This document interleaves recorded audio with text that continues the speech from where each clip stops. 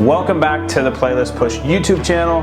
I'm George, back, your host for another informative video.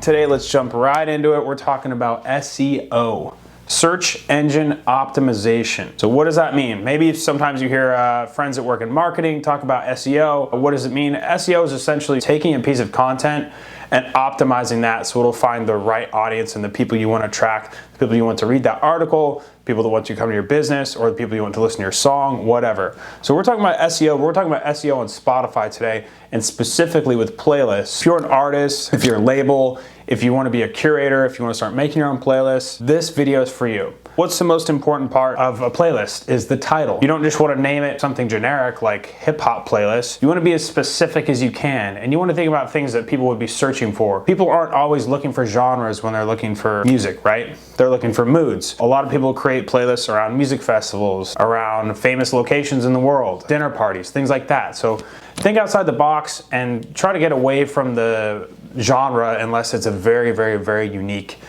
space. So that's very important, is the title. What to title your playlist. Don't make the title too long. Make it to where if someone sees that playlist and they search for something on Spotify, they're gonna be able to see the entire title and have a good idea of what that playlist is made up of. The next piece is keywords. So you'll notice when you create a playlist on Spotify, you have an option to add a description for the playlist. So you don't just want to ramble on about the playlist and how much it means to you and yada yada. You want to actually use some keywords so that if people are searching for certain things that could be related to your playlist will start getting indexed and will actually show up in search when people are looking for that style of music. They'll see the mood that you created, they'll click on it, hopefully they follow it, and listen to it 100 times a day. The next piece is the most fun part, the cover art. But this is actually the part that can get you in the most trouble and can make your life very tricky. So whenever you add a cover onto a playlist, you never want to use a licensed or an image you don't have the rights to. You don't just want to go take a random picture of a Drake and add it to your playlist, or a band you like, or even an influencer, unless you own that photo outright, because that playlist, if it starts to gain attention, can actually get taken down by the rightful copyright owner. You can use a lot of different tools. There's graphic design tools you can use. If you're artistic yourself, you can create your own cover art, or you can use AI tools like Midjourney. We'll put a playlist cover that someone made with Midjourney that we thought was really cool. The cover really needs to not only be attractive, but also needs to speak to the type of music, right? So keep all that stuff in mind and keep with the same mood and create an attractive cover that's gonna pull in people's eyes and ears. Okay, so you've listened to me throughout the entire video. You've made an awesome playlist. You got the mood dialed. You've got really good descriptive keywords in there, and you've got awesome cover art, but you don't have many people following it. One thing that is a really good thing to do is to tap into Reddit subreddits. So let's say you have like a Burning Man playlist. There's a big Burning Man community on Reddit. You can just put the playlist in there and say, hey, look guys, I made this playlist. It's all my favorite songs I heard at Burning Man.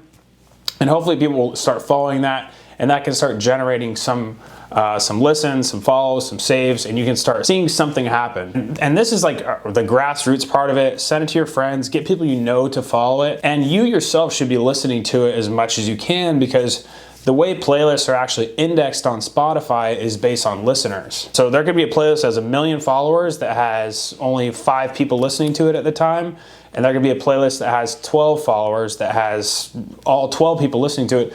The playlist with the most listeners and the most consumption happening, that's actually gonna show up first. So it's not about just having these fake, people that just click follow and don't actually listen to it. You wanna send it to people you know are gonna listen to it, because that is actually gonna factor in to how people find the playlist. So it's very important. And then after that, once you start to get a little bubble, you can actually start running ads. You can run Instagram ads, and you can do it as little as like $1 or $5 a day, just to start getting some traction come in, and then eventually, hopefully, it starts getting indexed on Spotify for when people are searching for those keywords you have in your playlist or that mood you created. Another cool feature that you can do once you start getting a little bit of an audience, if there's an artist that you're interested in that's a smaller artist, or just a friend of yours that has really good taste in music, you can actually collaborate with them. You can add them as a collaborator on the playlist so they can add songs to that playlist as well. And that's kind of cool, because if you're on desktop, you can see who added the song. So if I added it, or if TJ added it, or whoever added as a collaborator, you can see who added what,